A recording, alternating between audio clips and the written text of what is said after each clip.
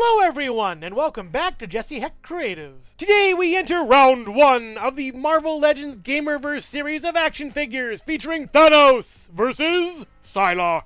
Before we begin, leave a like, hit subscribe, and comment below your favorite figure in this review. It really helps out the channel. Now let's get to it. Here, amidst my studio lighting, I thought I would never get this, the Psylocke vs. Thanos Marvel Gamerverse Marvel Legends Series 2-pack. We have Psylocke and Thanos over here looking great in their Gamerverse outfits. We have Gamerverse on the top over here, and on the bottom we have a bunch of legalese and a barcode. On one side, we have Gamerverse Thanos looking really great with some artwork over here. And on the other, we have Gamerverse Psylocke looking awesome over here with nice artwork as well. And on the back, armed with her psychic blades, a telepathic mutant Psylocke battles the Mad Titan Thanos. We have health bars of Psylocke, Wolverine, and War Machine, as well as Thanos, Silver Samurai, and Omega Red, and a bunch of legalese down here. Now let's take a look at this battling Gamerverse pair. Thanos' evil grin looks awesome here. Those teeth are excellent. Dirty and crummy and pixely. I like them this way, honestly. They're great. The chin is a deep wash to it. I love that. And the eyes have this really nice, crisp redness to it. It's better in real life than on camera, honestly. The sculpt of the face is really nice, too. All the wrinkles everywhere. The nose is great. The eyes have that really cool shadowing. And the head is nice as well, looking awesome with those horns. It's an incredibly nice head sculpt that I just love. It looks super cool and amazingly done. Great job, Hasbro. And the head does swivel all the way around as well, and up this far, as well as down this far with a click and a little bit of pivot.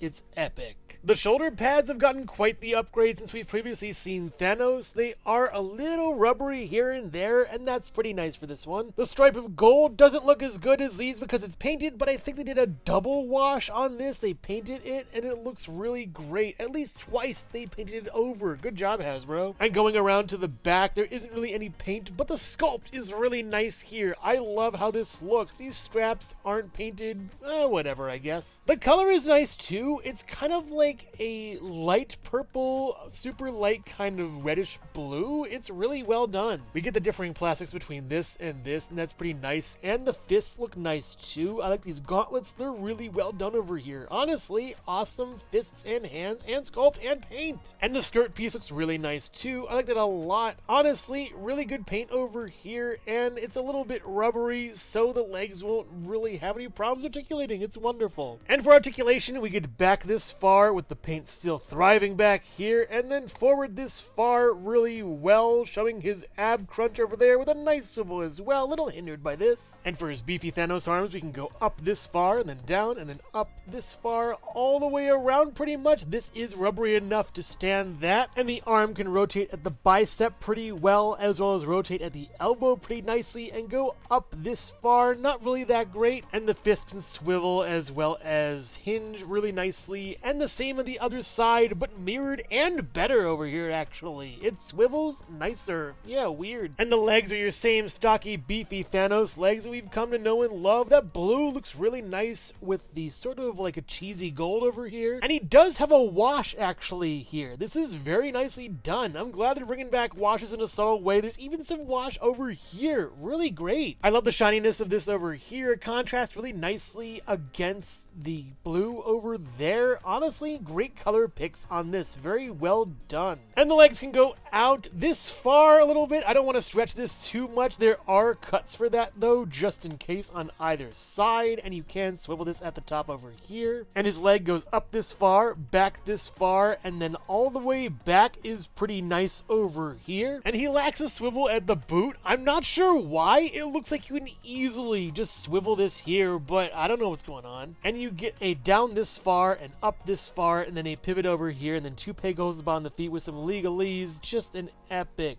Thanos figure. And for an accessory, of course, he comes with the Infinity Gauntlet. I don't like the look of this because of these little paint issues right over here. And I wish he came with some other hands. It's a little too specific to the character, at least. I'm not even sure if in the games he can snap his fingers like this. I don't know at all, but let me know in those comments below if he does. The gems are painted pretty well. There is some weird kind of sculpting over here that's just odd with those little seam lines, and yeah, I don't know, not a big fan. And you can swivel this as well as hinge it, but yeah, I'm not going to be using this all that much. I'm going to be using the other fist instead. Gamerverse THANOS stands at about 7.5 inches taller, so next to the Jack-specific Super Mario and Sonic the Hedgehog in 4-inch and 2.5-inch scales, the Nendoroid Miles Tails Prower, the Jada Toys Mega Man, the Figma Metroid Dread Samus Aran, and the Jazzwares Pikachu, the Jack-specific Movie Shadow the Hedgehog, Homer Simpson, Collector's Edition Knuckles, and the Mattel Minecraft Movie Jack Black Steve,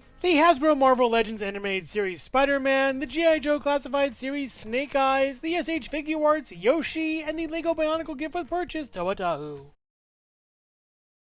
Psylocke is the reason that this pack has exploded in popularity, and I gotta say, this is one of the better figures I've seen in quite a long time. I like the sort of angry face she has on, very stern, very ready to rock, and yeah, the lipstick as well as eyeshadow and eyebrows are painted on exceptionally. But the hair is really what gets me interested. Look at how this is done. Individual little streaks here and there are painted purple, and it's so awesome to see. We even get some nice paint down here where it gets a little more full, but it's sort of sinewy going up. There is a mold mismake over here. It's kind of a shame, but I can't really fault the paint department. This is just phenomenal. Even coming up to the part, it's so awesome, everybody. And for articulation, we do get back, not really that far because the hair gets in the way, forward pretty well, very nicely, as well as a swivel going left and right, and a little bit of pivot. It's epic, guys. The body is in this blue swimsuit leotard. I'm not sure what this is called, but it looks very nice. We get this really crisp kind of cerulean blue, deep, dark, royal blue, whatever you want to call it. It's blue and it's dark. I love it. The paint on her belt is really nice too, and the sculpt work is immaculate here. I believe she's reusing a body we've seen before, but yeah, can't fault that. This is great. The only issue I would have is the skin tone painted here and here and here. It's not as good as the actual plastic over there, but yeah, it's fine for what we have now, Hasbro at least. And for articulation, we get a swivel over here, up and down, side to side, as well as back pretty far, forward pretty far with the crunch. Really nice on that for some good posing. We also get up with the arm over here, down with the arm, all the way around with a butterfly joint going back pretty far, forward pretty far over there with a swivel at the bicep over here and double hinge pinless tech elbow. Yes. We get a swivel and a hinge over here going up and down, gun-toting rocker, as well as a fist over here with a swivel and then a hinge, and the same on the other side going up but mirrored. The legs look nice and the paint is pretty good. I gotta applaud the paint used over here. It's better than the paint used over here, at least. Much better applied. These straps could be better done, but this was the only one on the shelf and I grabbed it faster than you could say Psylocke, so yeah, I take what I can get in this situation. The paint is pretty nice up here as well. I'm not sure why this is better paint than this to me, but yeah, it's really good over here with the legs, honestly. Nice sculpt work with musculature over here, how the legs constrict a little bit with these bands a bit, and it looks so nice. The colors are wonderfully done. And for articulation, we do not get a drop down hip, sadly, not really that much at all, but we do get up this far over here very nicely, and then back this far, not that much, then all the way back is pretty good. We get a swivel over here at this strap down there. It is kind of finicky at some points, but it wants to just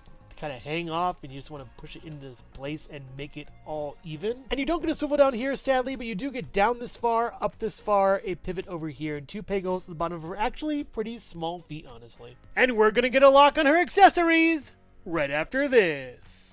Hello everyone, and thank you so much for watching so far. Make sure to click like, subscribe, share, leave a comment, and hit the bell icon for more creativity. Now let's get back to it. The alternate face sculpt for Psylocke is pretty good, but to me, it's a little more of the same. You get that same kind of stern, angry look, just amplified here. The paint is not as good. I think that the lipstick goes into where the teeth should be, and it's kind of a shame. It looks more like gums in a way, and it's kind of awkward to me. The eyes don't look as focused. This one is a little closer to the center than this one over here, and the paint for the eyebrows is fine, I guess. It's pretty good. But again, for me, the hair steals the show. It's all purple on one side, and then little streaks again of that purple on the other side. Not really as full on the bottom or as cohesive, honestly. It's good. It's a good attempt, but it's not as good as the other head sculpt, honestly. I'm kind of surprised. And we do get forward this far over here, back this far, not really that much. You get a pivot side to side as well as a swivel going around. it's fine. She also comes with this butterfly effect that is really hard to put on this, honestly. I'm not sure how they intended it to do. I tried my best here. It looks good on the face though, and yeah, that's about all I could say. And it doesn't really fit that well on this face, sadly. I had to pull the hair back manually. It doesn't fit over here. Hasbro just put slats on the side of it to fit on the face like the other one and call it a day. She also comes with this effect that clips onto her wrist and looks really good. I like the gradient of how dark and then light it gets. It's really cool, and it's just an awesome accessory. It looks great. She also comes with an outstretched hand that looks really good. The paint on it is pretty nice in most places. Yeah, it could be better on the fingers here. And she also has a swivel over here as well as a hinge for this hand. It's fine. She also comes with a pair of this two-finger pose pew pew. Pretty good over here, honestly, with the paint. It's nicely done sculpt-wise as well. You get a swivel on each as well as the gun-toting side-to-side roll of the dice kind of hand, and yeah, they're good. She also comes with these really interesting power effects that are pretty cool but very situational, honestly. They clip onto the wrist right over here and look really nice from both sides. Cool, yeah, but they are really situational and I'm just not a big fan of them. And in replicating the pose from the box art somewhat without the alternate head because I'm not a big fan of it, it does look pretty cool, but I don't know, I'm a little more vanilla with my posing, honestly. This is too actiony. And I gotta say, they should have given her a sword. I would have loved that. She has a holding hand for it, and that would have been amazing, honestly. Yeah, kind of a letdown in that department for me. Very much so. And here she is in the somewhat best I can replicate the box art pose with the alternate head. I'm not feeling this at all. And also the skin tone is way lighter than it is here than on the box. Odd.